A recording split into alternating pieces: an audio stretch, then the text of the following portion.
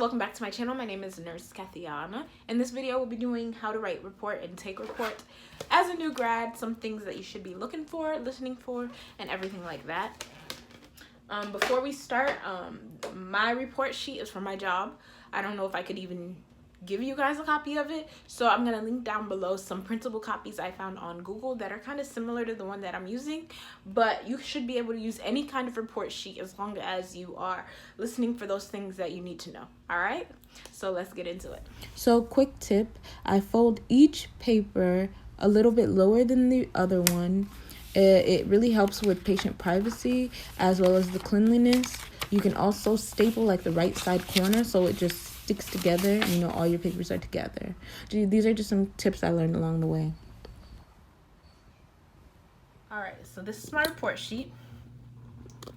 This is kind of hard to actually record while sitting, but this right here is where my patient sticker would go.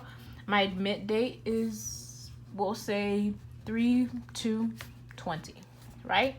So my patient's name is John Green, whatever. His room is 0000, and his isolation is 4 C. diff, meaning contact. This is important to know because you want to know before going into that room what you need to get, and before stepping into the room what to expect. So if my patient's on contact precaution, what am I doing? Gown and gloves. So simple things like that. And because my patient's on contact and you know he has C. diff, what antibiotic is my patient taking right now? So those are some things to think about. His diagnosis is pneumonia and C. diff. And his allergies, I would say, are kiwis. So you know that already. So in your nursing diet, you would want to make sure that kiwis are in there, right? My patient's a full cold. And his reason for admission, same thing, C. diff. So a lot of times in the hospital, there's going to be multiple diagnoses for why that patient's there. So you just want to, I would write all of it and just highlight the important things.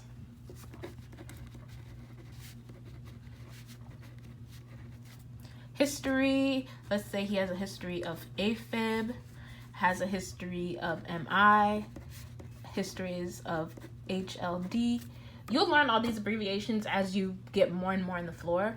HLD is hyperlipidemia, MI is myocardial infarction, and AFib is afibrillation, and let's say hypertension. Okay? You want to make sure that you know your patient's consults. So you want to know that the attending, let's make up a name, is Orange, Dr. Orange. You want to know that GI is Blue, Dr. Blue. You get where I'm going with this? You want to make sure you know who's his GI consult. Right, so you want to know who's his GI specialist because you want to know who to call in case there's any complications with his diarrhea, if they get any blood in it, or if, you know, any complications like that. So next we'll have pulmonary. Why do you need to know why pulmonary is on the case? Because he has pneumonia. So in case you need to get any orders for respiratory treatments or anything like that, you need to know who that is, and that'll be gray. So you get it, guys. You need to know who your consult is in case any complications happen. My patient has AFib. Who's his cardiologist? And I use a heart because, you know, it just takes less time. So a heart is Red, Dr. Red. So you need to know these things. If his heart rate goes up during your shift while taking vitals, you need to know who to call to get an extra order of hydrolysine or something. So you guys need to think outside of the box. This I really struggled with figuring out who each one is.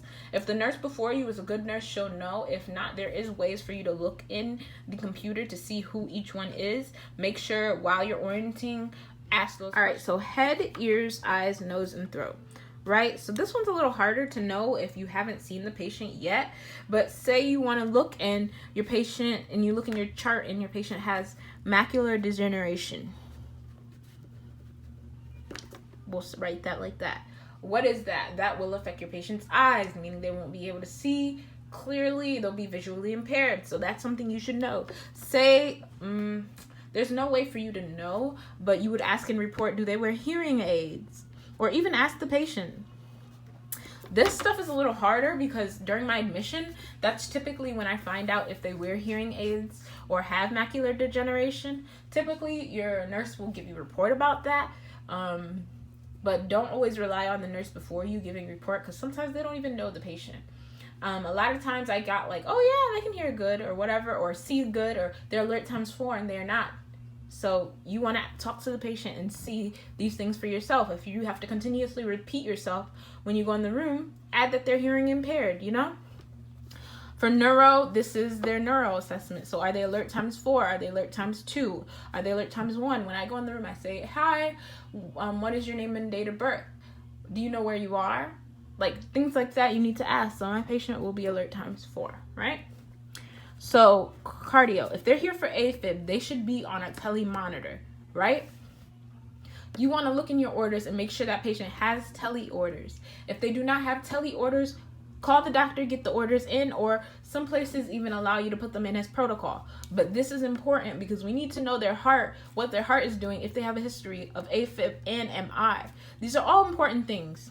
You want to know what monitor they are on. So we'll say 100, and we want to know what their last rhythm was. If they're here for AFib, okay, they're still in AFib. If there's any like significant changes, you need to be able to call the doctor and get orders for a 12-lead EKG. These might sound like foreign words for you guys, but as you guys get on the floor, if you're on a tele floor, you'll understand. If not, you can just, use this report sheet to what your floor has, So next, respiratory. Are they on oxygen? How many liters? Okay, we're going to say room air. That's what my patient is on. GIGU, clearly they have C. diff, so they're going to be on diarrhea. How many times have they had diarrhea? Are they on any fluids? Because diarrhea, you can get weak. Things like that. Think outside of the box, guys. Do they go to the bathroom by themselves? Yes or no? I'll put incontinent. Because clearly they can't stop themselves every time that they have diarrhea. Sometimes it just goes out when it wants to come out, which is okay. So that's something you would think about. Are they continent of urine? Yes or no? Do they have a Foley? These are things you think about. Skin. How's their skin looking? Oh, well, they're on an anticoagulant, so bruising. They have bruising. Or if their skin is good, you'll just put a check. That's what I do, at least. And saying, yes, their skin is good. Muscular. Can they move? Can they walk? Check. They can. They can move all 4 extremities. They can walk. There's no weakness. They're pretty young. This guy's like 48 years old. So, of course, he can do his own thing. But he's incontinent for diarrhea right now. So, he's dirtying the bed. Any AccuChecks? Is my patient a diabetic? If they are, what I do, I put if they're on Lispro or Humalog. That's what my hospital typically uses. So which one are they on? This patient is not. VTE, any prophylaxis, any anticoagulants. Are they on heparin? Are they on aspirin? Are they on Lovenox? These are questions you need to ask. And with a history of AFib, most likely they'll be on heparin. And there's 2 types of heparin, sub-Q, IV drip. Which one are they on? This one is sub-Q. Okay? Next, activity. We already said that he can walk. He can do everything. Is he on PTOT? No, not right now. He doesn't need it. His diet, cardiac diet. His tubes or drains? No. He doesn't have a Foley catheter. He doesn't have like a colostomy. He doesn't have like any chest tubes. He doesn't have any of that, so we don't need to write that. He has an IV. Where's his IV at? This is kind of hit or miss with me because I feel like as long as my patient has an IV, I'm okay. You don't need to tell me where because half the time you could be lying or put it in the wrong place because some people still don't know right and left.